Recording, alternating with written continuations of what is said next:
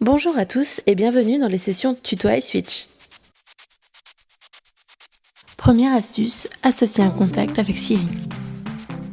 Elle permet d'attribuer des qualificatifs à mes contacts et donc de créer des raccourcis. Par exemple, Paul dit à Siri. Marie Dujardin est ma sœur.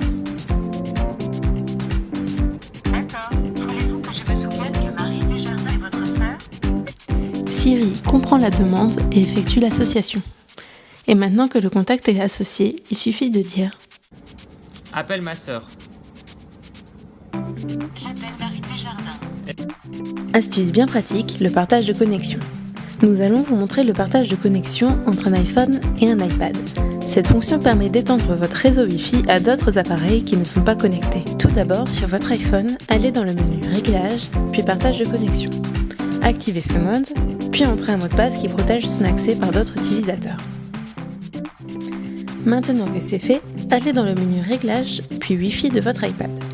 Votre iPhone apparaît dans la liste, tapez le mot de passe défini précédemment. Et voilà, la connexion est faite et vous pouvez surfer sur Internet en toute tranquillité. Focus sur la fiche médicale. À quoi sert-elle ? Eh bien, c'est un récapitulatif de votre état de santé et de vos besoins en cas d'urgence. Elle se trouve dans l'application Santé de votre iPhone. Pour la retrouver, cliquez sur l'onglet Fiche médicale. Vous pouvez alors spécifier ce à quoi vous êtes allergique, si vous avez des traitements particuliers, votre groupe sanguin ou si vous êtes donneur d'organes.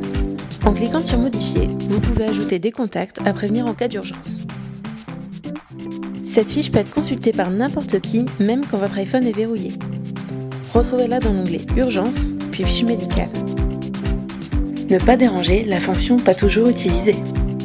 Parfois, on enlève le vibreur en mode silencieux pour être sûr de ne pas être dérangé. Mais il y a plus simple, et surtout une fonctionnalité dédiée qui s'appelle tout simplement Ne pas déranger. Celle-ci se trouve dans Réglages et dans le sous-menu Ne pas déranger. Elle permet de gérer les notifications que vous recevez. Réglez-la soit manuellement, soit en définissant une plage horaire. Choisissez également de recevoir, ou plutôt d'être notifié, des appels de tout le monde, de personnes, d'un groupe de contacts ou de vos favoris. Quelle que soit l'option, vous aurez toujours une trace de ces appels dans votre journal. Vous pouvez également faire de même pour les appels répétés. Enfin, vous avez la possibilité de choisir si cette option s'applique à l'iPhone verrouillé ou même en cas d'utilisation. Pour aller plus vite, une fois que vos réglages ont déjà été définis, vous avez le raccourci qui se trouve ici. En appuyant sur le croissant de lune, le mode Ne pas déranger s'active. Merci à tous de nous avoir suivis et à bientôt pour un prochain tuto.